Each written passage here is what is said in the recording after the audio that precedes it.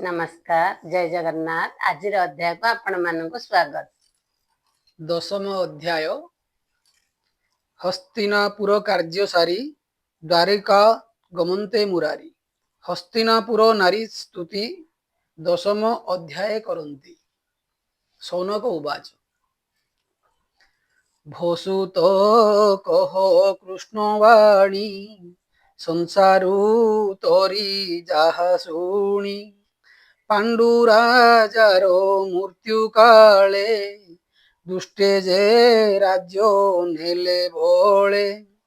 गोविंद पादे आश्रा करी जे आतताई जने मारी पंचभ्राताए एक मेले प्रजांकु पाली राज्य कोले तेबे की कले पांडुसुते स्वभावे कृष्ण संगते। सुत उवाच पांडव वंश रक्षा करी कुरु वंश को नरहरि क्रोध अनले भस्म कले दावाग्नि जने वनस्थले युधिष्ठिरंकु राज्य मध्ये कृष्ण स्थापिले राजपदे भीष्मंक तहु धर्मवाणी जेबा कहिले चक्रपाणी सेवा के शोक मोह छाड़ी प्रजा पालने चित्त बढ़ी आनंद मने धर्म बला प्रजा पालने मन देला कृष्णर तेजे राजा गणे सेवंती युधिष्ठि चरणे समुद्र अंत जाए मोहि धर्मनंदन आज्ञा बही प्रजा वांछन्ते मेघमाल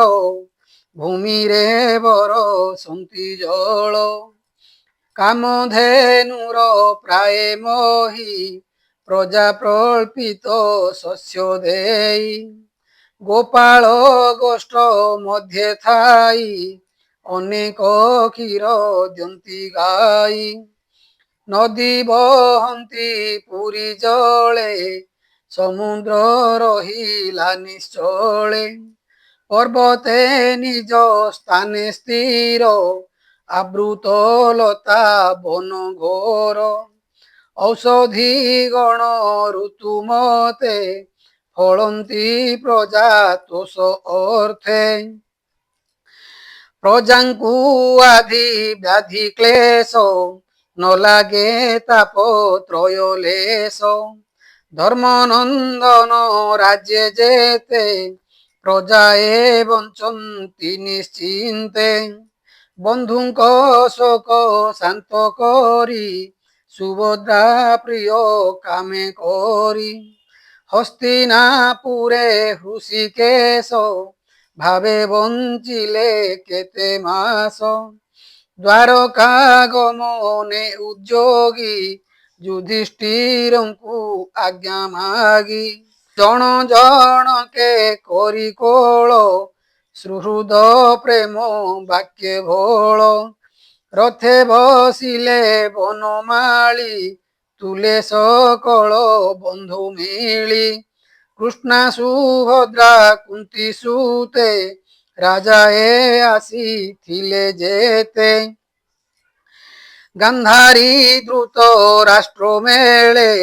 जुजुस्पु गौतम तुले धौम्य संगते भीम मिशी उत्तरा नारी मध्ये आसी कृष्णंकु नमिला अंतरे गर्भर क्षण स्नेह भरे कृष्ण विरहे मन छन्न सही न पारी हत ज्ञान ଯାହାର ଯଶ ଗୁଣ କର୍ଣ୍ଣେ ଶୁଣିବା ମାତ୍ରେ ସାଧୁ ଜନେ ସଙ୍ଗ ନ ପାରନ୍ତି ଛାଡ଼ି ହେଳେ ତରନ୍ତି ଭବ ବାରି ସେ କୃଷ୍ଣ ଭାବେ ଭାବ ବଢି ସାକ୍ଷାତେ କେ ପାରିବ ଛାଡ଼ି ନିରତେ କରନ୍ତି ଦର୍ଶନ ସ୍ନେହ ନିର୍ଭରେ ଆଲିଙ୍ଗନ କୃଷ୍ଣଙ୍କୁ କହନ୍ତି ବଚନ ଆବରି ଶୟନ ଭୋଜନ ନ ଦେଖି ତାର ପଦ୍ମମୁଖ କାହିଁ ଲଭିବେ ଆଉ ସୁଖ ଏ ରୂପେ ଚିତ ବୃତ୍ତି ଦେଇ ଚକ୍ଷୁ ପିଞ୍ଚଡ଼ା ନ ଚଳଇ ତାହାର ସ୍ନେହେ ବଦ୍ଧ ହୋଇ ଚଳନ୍ତି କୃଷ୍ଣ ଜାନ୍ତି ଜହି ପୁରୁ ବାହାର ହୁନ୍ତେ ହରି ବିକଳେ ଯେତେ ପୁର ନାରୀ କମ୍ପିତ କଣ୍ଠେ ବାକ୍ୟ କହି ବୋଲନ୍ତି ଏକୁ ଆରେ ଚାହିଁ ଦ୍ୱାରକା ଗଲେ ଭାବଗ୍ରାହୀ ଆମ୍ଭର ସୁଖ ଲେଶ କାହିଁ ମୃଦଙ୍ଗ ଶଙ୍ଖ ଭେରି ବୀଣା ଘଣ୍ଟ ଦୁନ୍ଦୁଭି ନିର୍ଘୋଷଣା ବାଜଇ ନାନା ବାଦ୍ୟ ସ୍ୱର ମଙ୍ଗଳ ନାଦ ମନୋହର যে কুরু রাজে যেতে নারী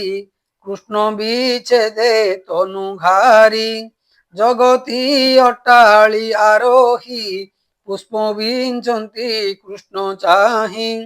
কৃষ্ণর শিরে শ্বেত ছত্র রত্ন কাঞ্চনে সুঘটিত অর্জুন গোবিন্দর পাশে আনন্দে ঘেনি মন তোষে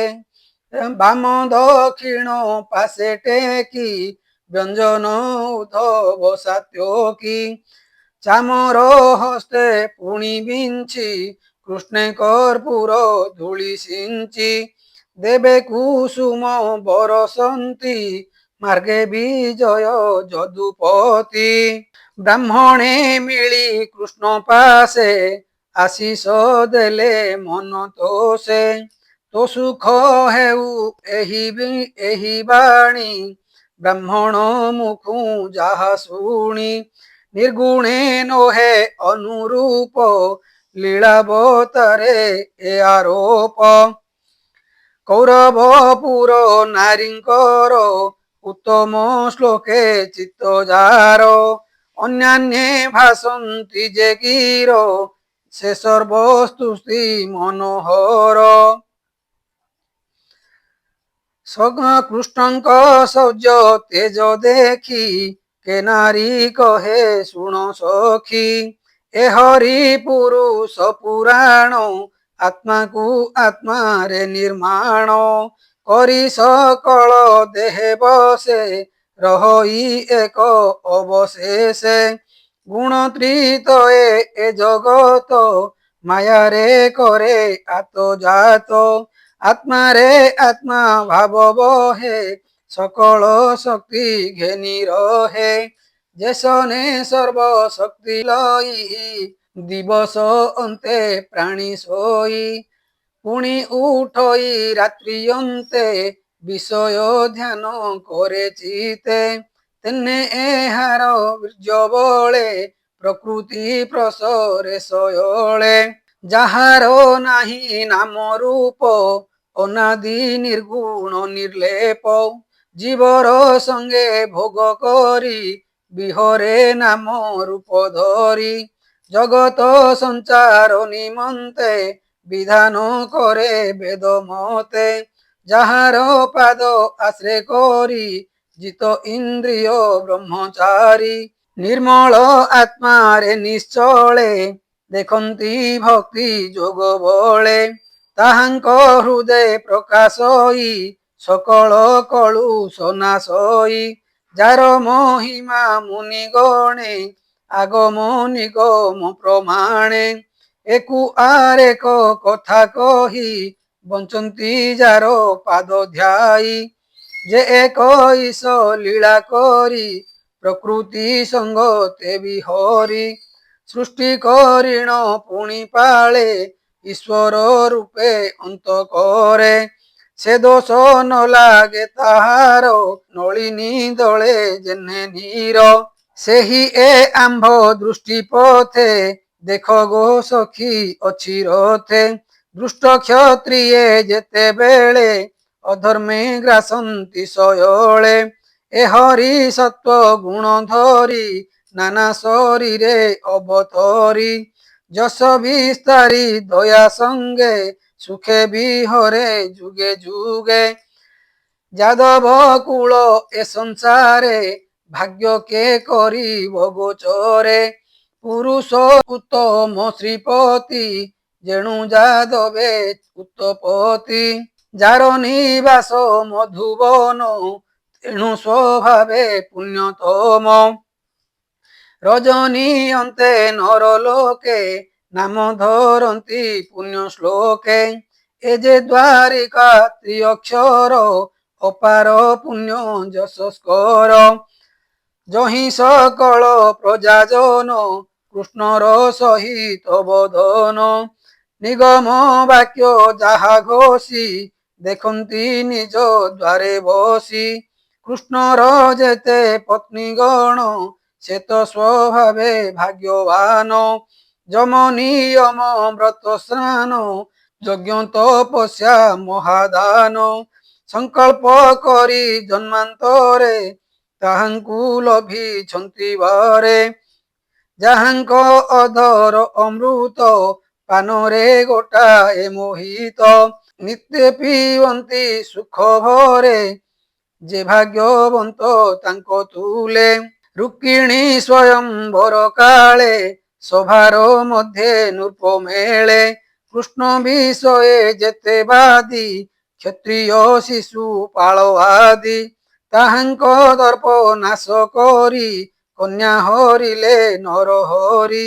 ନାରକାସୁର ବଧ କରି 16,000 କନ୍ୟା ହରି ରୁକ୍ମିଣୀ ଆଦି ଜାମ୍ବବତୀ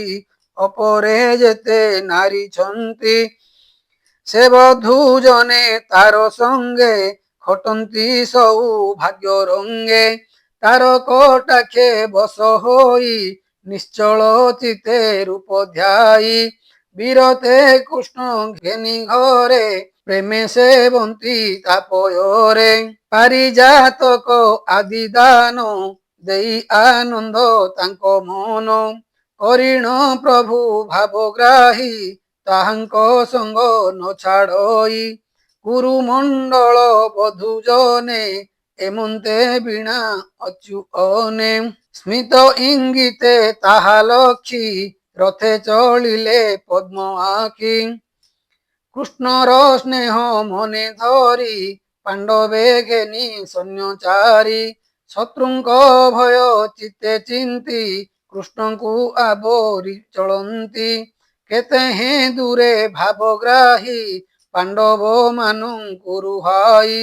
ଉଦ୍ଧବ ଆଦି ପ୍ରିୟ ସଙ୍ଗେ ଚଳିଲେ ନିଜ ପୁର ମାର୍ଗେ କୁରୁ ଜାଙ୍ଗଳ ଦେଶ ଜିଣି ପାଞ୍ଚାଳ ଦେଶ ସୁରସୈନୀ ଯମୁନା ଦେଶ ବ୍ରହ୍ମାବର୍ତ ମତ୍ସ୍ୟନଗର ସାରସ୍ୱତ ମରୁଧନ୍ୱନ ସୌବାର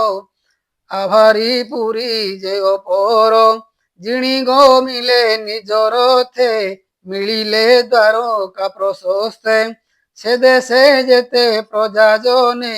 ସଭ୍ରମେ କୃଷ୍ଣ ଦର୍ଶନେ ଅନେକ ଉପାୟନ ହସ୍ତେ ନିବେଦି କୃଷ୍ଣ ପାଦଗତେ ଏମନ୍ତେ ଦ୍ୱାରକା ଅଗ୍ରତେ ମିଳିଲେ ଦିନ କର ଅସ୍ତେ ସେ ହରି ଚରଣ ପଙ୍କଜେ କିଙ୍କର ଜଗନ୍ନାଥ ଭଜେ इति श्री महाभागवते महापुराणे परमहंस्यां संहितायां प्रथम स्कंदे नैमिषोपख्याने श्रीकृष्ण द्वारका गमनं नाम 10 अध्याय।